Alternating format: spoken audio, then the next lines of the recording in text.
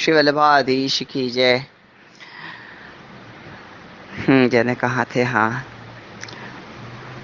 अरे भगवत नाम भी फल रूप है, फलात्मक है यासु। भगवत नाम सच्चिदानंद रूप है यासु। ये पुष्टि मार्ग को मुख्य सिद्धांत है कि कोई भी प्रकार से प्रभु के सन्मुख रहनो, एक क्षण की भी सानिध्यता छूटे तो आसुरावेश हो जाए।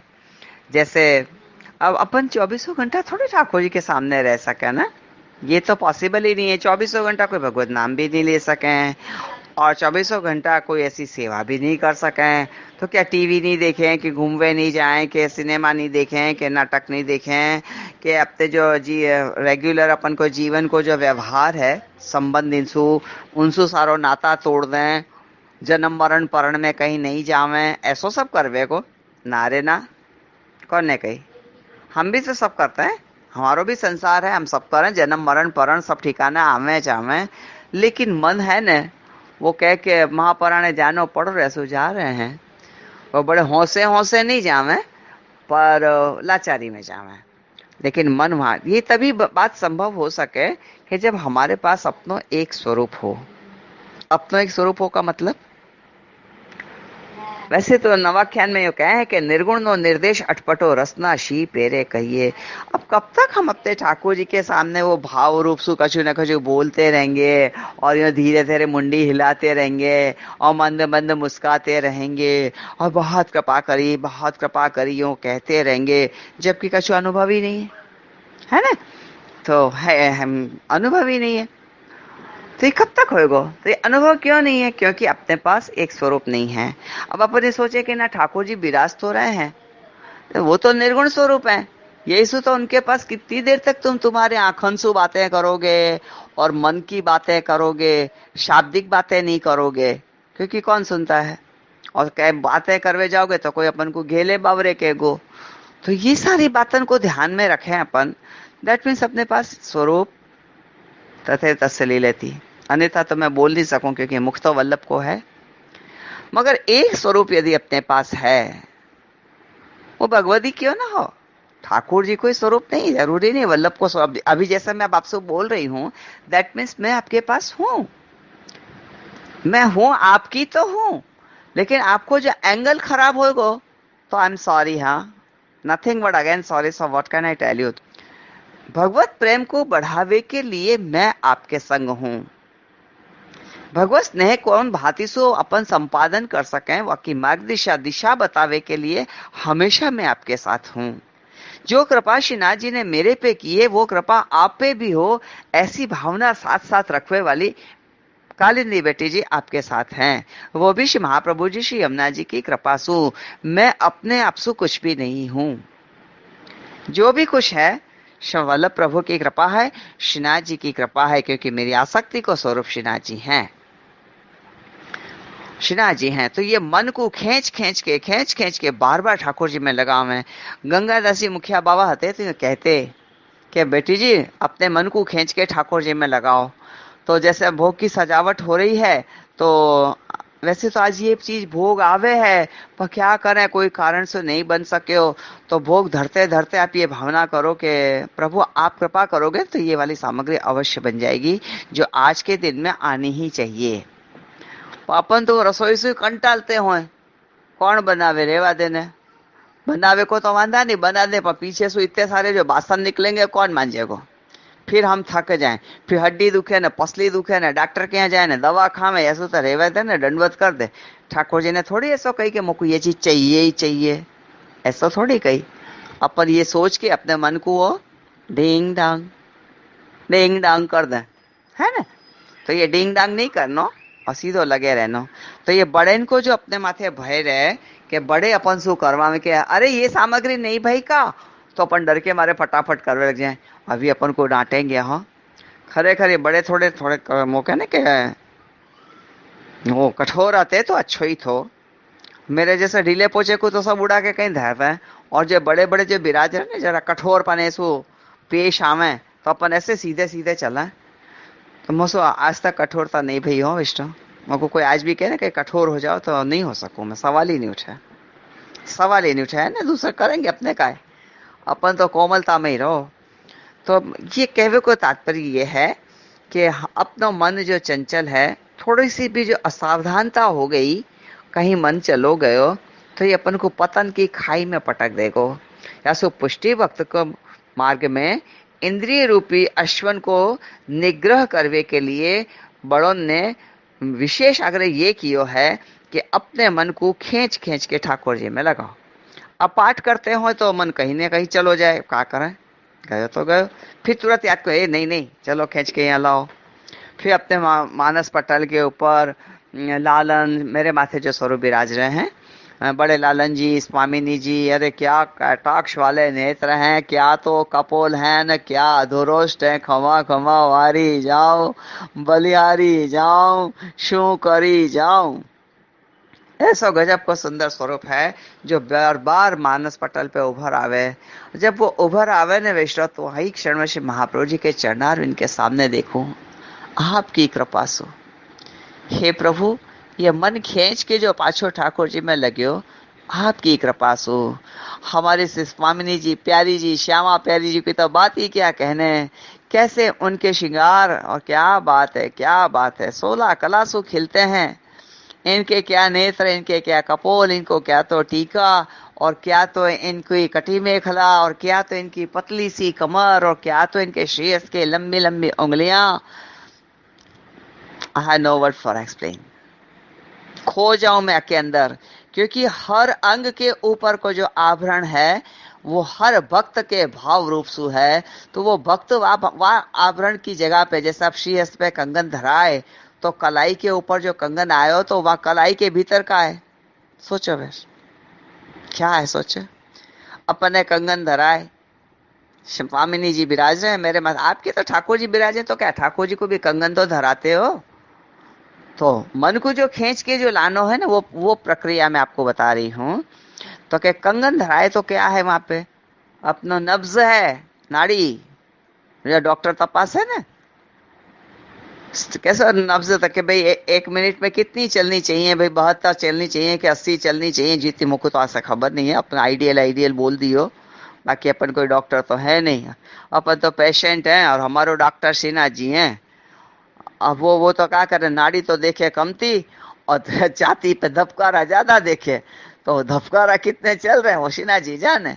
अब वो सही, अब सिन्हा जी को हाथ जब अपने हृदय के ऊपर आ जाएगो, तो सोचो धबकारा बढ़ जाएंगे कि नहीं, बढ़ेंगे ना, खमा मारी जाऊं, ये बात। हाँ, वो नाड़ी देखे डॉक्टर, और सिन्हा जी देखे धबकारा, ये डॉक्टर से भी बहुत बड़े। हाँ, धबकारा यानी धड़कन। अभी एक वैष्णव ने कही थी, गुजराती नहीं आवड़ती जे मैं कहाँ का या नहीं, यूपी का। हाँ, दीपक भाई, याद आ गया, दीपक नाम मत रखा करो है। दीपक जले बड़े ने बाड़े, दिव्येश कर दो, दिव्येश यो, तो दिव्य हो जाओगे अपने आप ही, स्वतः ही दिव्य हो जाओगे। तो यह हिसाब से जहां जहां अंगन के ऊपर जो जो आभरण आ रहे हो है, वो वहां वहां के अंगन को, जो आंगन की जो एक आत्मा है वो पी रहे हो है। क्योंकि अपनो मार्ग भावात्मक मार्ग है, भावात्मक मार्ग है।